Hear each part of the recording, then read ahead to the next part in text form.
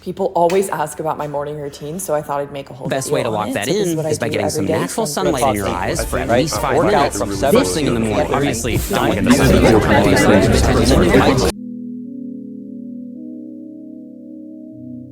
We used to have to open up a paper map and find someone's house.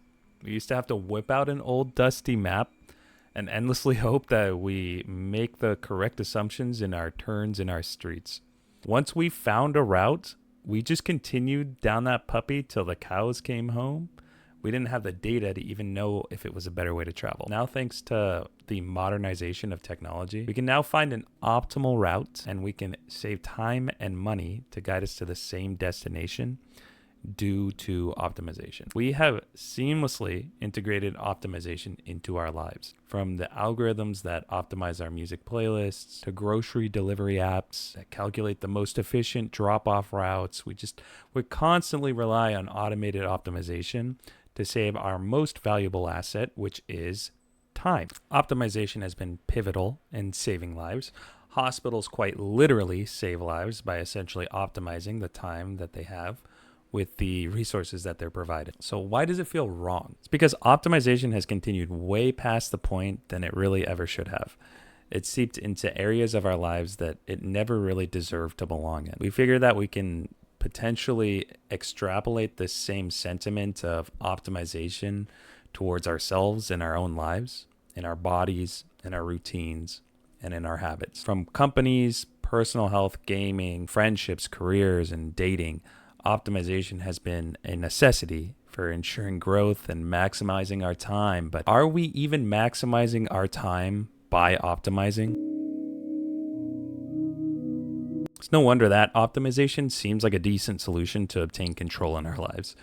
When our economy feels like it's a casino, when our political powers fight relentlessly, when we're unable to turn our head away from the technological void that is our social medias, we grasp onto things that we can control and we control them militantly. The skincare routines, the supplements, the 5 a.m. wake, these are all just actions we do to hold on to the brief control that we have in our life as everything outside of us spirals out of control. But if you're attached to whatever activity that needs to be maxed or optimized, it is to be continuously improved and measured. And since this is now part of how you feel control in this world, you grow a personal attachment to it. Because as you optimize, you realize the gaps in your activity, whatever it is, and so then you can further optimize. But you'll never reach this point of exactness, of perfection. But even if you did, it'd be calculated at such a steep price that you'd probably have to sacrifice so much just to reach this area of perfection. This is why dorks like Brian Johnson and Huberman will spend literally all their waking hours researching, taking medications, and exercising. There's no end point. It is a perpetual, continual, a never-ending maze of distillation. Much of this need for efficiency in our daily lives is because everywhere around us requires it. There's always kind of a FOMO of, am I doing this right? Whenever we pick up anything new anyways. Before, we used to have to figure things out on our own. And although we had useful materials to work with, nowadays this information is just literally spammed into your eyes via entertainment, like reels or shorts, or just a small text or click away via Google or even AI, right? Before you even realize it, you're paying attention to the efficient ways to do quite literally anything before you have even begun. In turn, this causes complication otherwise.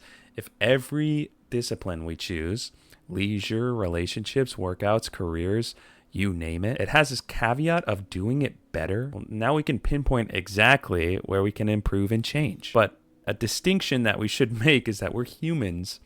We have emotions. We are not robots. We feel sensations and we can't properly optimize at times where we should. We do not value ourselves as simple knobs that can be tweaked to provide a better economic output. We have days where we do so well with our work and days where we struggle immensely. And I think a lot of people inherently understand this. I mean, imagine if every single day you had to work, your wages were constantly altered in some kind of metric that was tied to something that you had no influence on. Do you think this would make you happy to go to work, knowing one day you could get paid $100 and the next it could be 3 cents? Evidently, this stability provides comfort. And actually, as humans, we tend to work best when we aren't stressed, when we're comfortable, when there is predictability. and we find meaning and attachment to our work. If we're constantly feeling these negative emotions, we're not going to do good work. Well, companies understand this, right? And that's why they're trying to do their best to replace all of us at the end of the day, because an LLM doesn't complain about the treatment it absorbs. It just continues existing despite harassment, hard days, or company profits. But even outside of a corporate view, do we really need to optimize our Instagram personal accounts, our art, our friendships, our routines? Does this even make us any more happy? It seems like we're in a time of efficiency, and yet, by most metrics, people are alone, they're sad, they use technology too much, they're unhappy at work, the list goes on. And I think we all want to improve our lives, so optimizing seems good on paper. Yet, most of us are struggling mentally. And why? Well, it's because we want to feel human. Most humans hate working all the time. We don't care about the KPIs we represent. We enjoy the humans that we live next to. And we want to feel valued by other people, not just by numbers on a screen. More and more, none of us feel valued. We feel like a number on the chalkboard, a pawn in the existence of the elite. So the response is we see countercultures spring up like European lifestyles or unemployment celebration. Ironically, Europeans do live longer than Americans, so prioritizing spending time with others and feeling like you're not just a giga-replaceable independent machine can be reassuring in life, but I digress. Unemployment now seems like more and more of a lure to the youth, because considering that if we're given the option of stressing and ourselves, I probably have to mute that for YouTube, stressing and unaliving ourselves and still being broke versus just being broke, what are you going to choose? And hell, there's evidence that our inefficient hobbies actually gave us a lot of joy, even though we didn't save time. It coincidentally provided a fond human experience. I was a RuneScape kid, man. I used to play RuneScape in 3rd grade, and the way that I used to do it is impossible to do nowadays. You can pan this to Call of Duty or Halo or Neopets or Tumblr or whatever you used to experience that cannot be replicated. Now everything's kind of figured out. It's meta because it's more efficient to practice your aim and smack kids in a competitive environment than it was when we were rocking terrible setups in Call of Duty and just having fun. The internet's golden age was honestly when everything was new and not done in an efficient manner. That's why we're still nostalgic over Y2K designs, MSN, and Flash games. Nothing about it was efficient, but it worked. It displayed the type of soul that was difficult to replicate, that was idiosyncratic, that was flawed in the right kinds of ways, because it wasn't measured out by a UX design team for maximal click-through and retention. It was made by artists who cared about their craft. Giving attention to optimization feels like Pandora's box. Like there's no point in exploring anymore.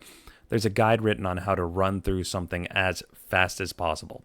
There's little use for experimentation, as the pros will figure out how to do it better and just pass that information on to you. Why spend the extra 2 hours figuring out the mechanics when you can just have a solution right at your disposal without even trying? So do we reject all efficiencies and optimization? Hell no. Hospitals work better and save lives because they prioritize efficiency. But do not let these mentalities seep into your personal life. You are an emotional, fragile creature at the end of the day, and other people are too. There is no perfect life. There is no perfect morning routine. There is no perfect day.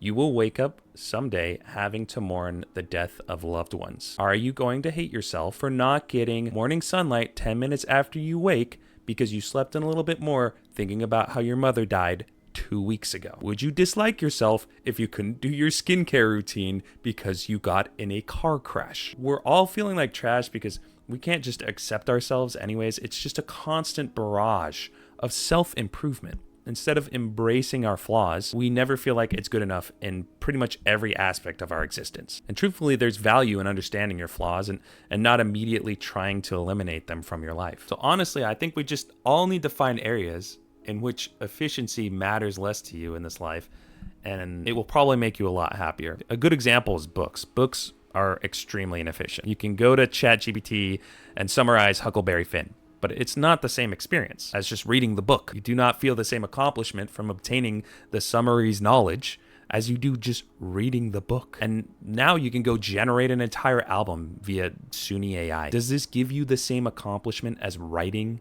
mixing, and making your own album from scratch? Like, it's the same end product. And some might not even notice like the difference between if it's AI or not. Why doesn't it feel the same? It's more efficient to just prompt it out than to actually do the months-long work of creating an album. So why does it feel worse to do so? The whole point of optimization comes down to saving time and energy. But we invest so much time into the optimization of ourselves, we ironically do not get left with much time to work with that can actually give us novel experiences and growth. We are designed to like the feeling of doing long, hard things with the anticipation of a finished reward. So spending time doing the long, hard things to feel human is the right way to do it. That's the process, and it's filled with errors and mistakes and discovery and experimentation. And of course, occasionally correcting for our failures, i.e. optimizing. But life is unfortunately quite complex. You cannot just accept yourself and never want to improve or change. And yet we cannot spend our entirety never appreciating what we have. We can optimize the calculus on our sales funnels and our sorting algorithms and our financial returns. But it's an insidious thought to think that we can optimize life. You cannot make your conscious existence somehow more optimized because you are not a robot. You are a human. You are emotional, even if you think you aren't. So embrace it. Good Lord, it's hot here in Barcelona. If what I've said resonated with you, subscribe. I have more stuff coming. Mwah. Why did I just blow a kiss, dude?